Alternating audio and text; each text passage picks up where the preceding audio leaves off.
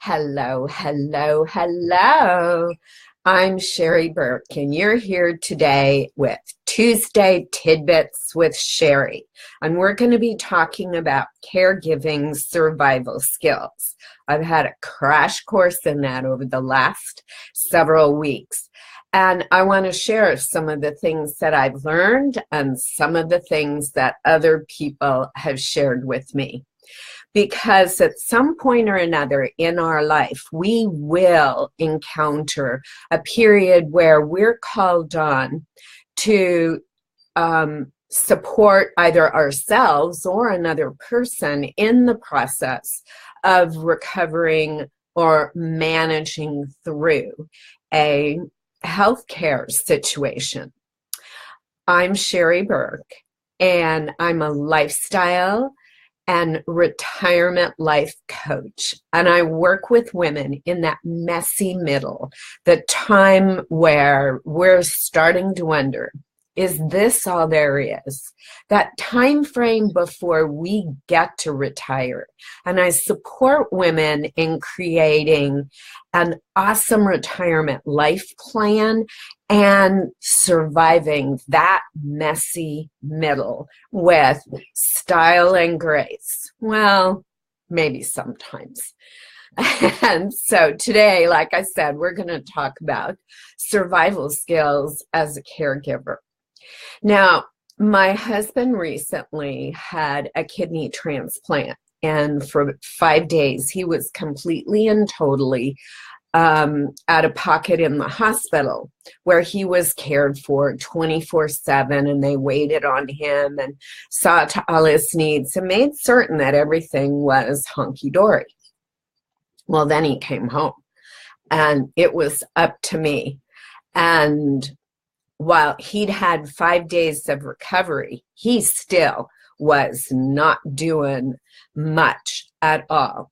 And so it became my responsibility to really support him in navigating those early days, as well as putting together and a healing plan and doing what he was supposed to be doing in order to effectively manage through those critical first weeks of healing.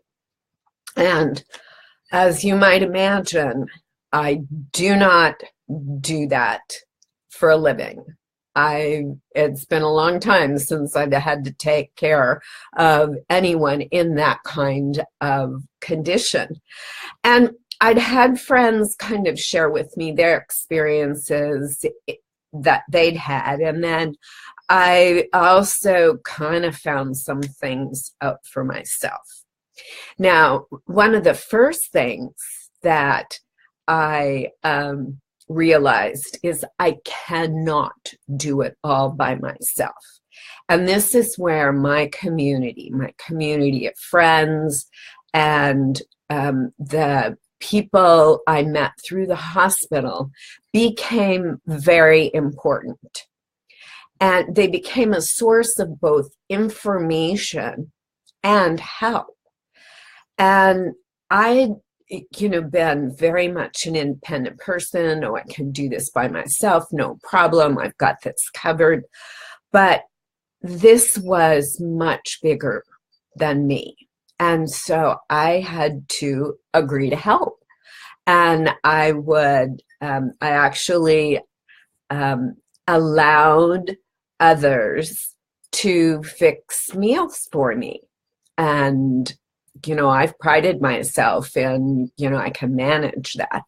Well, if you're pretty much held captive in the house for a period of time and you don't get out, or you can't do your regular shopping, and you're totally having to either eat out of the refrigerator or prepare meals, it does get to be overwhelming as an additional burden during this time frame when you're totally out of your comfort zone. That disappeared long ago. So I accepted help, and I even asked for help. And some of that included help during the time periods when I really did need a break. You know, during the course of the first couple of weeks, I still needed to do a few things to take care of myself. And I was so grateful that my community was there to support me. And the next thing that I really discovered, it is very important to have everything in writing. The hospital that we had been working with had, a very well-developed notebook that had tons of information.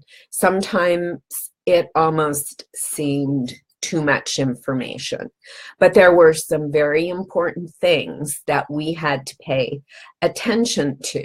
Of course, there was the medications, and just, managing medications when it's a complete and total shift from what had been your routine of the past really requires very careful attention to detail.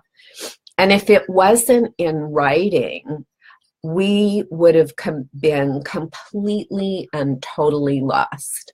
So we had several documents that told us, that had been put together for us, that laid out very clearly how much and when. And so if you don't have the luxury of having someone else do that for you, then create your own system.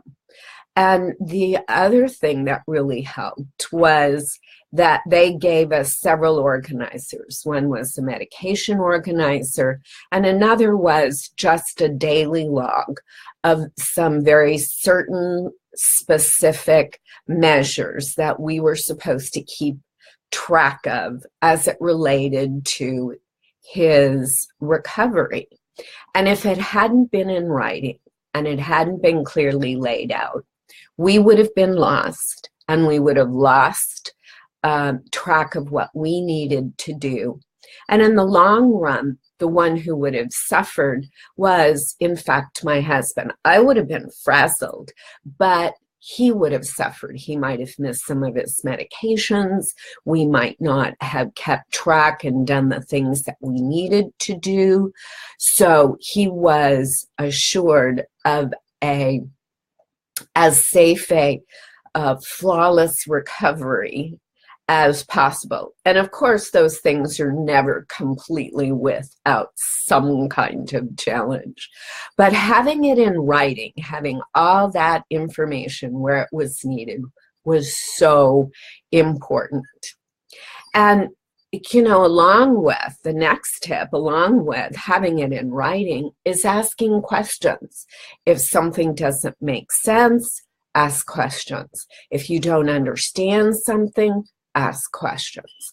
If you're wondering why you have to do something a certain way, ask questions. If you don't understand the medication plan or the eating plan or the daily routines that are necessary, ask questions. The only stupid question is the one that doesn't get asked. And who knows what important information that could have given you that may have made the difference in a moment and added to his comfort and my peace of mind. So above all else, ask questions. And certainly, along with asking questions and along with accepting help is to check and see what available resources there might be for you. Through the hospital and the social worker there, they connected us to resources that our insurance company provided us with that we did not realize were available to us.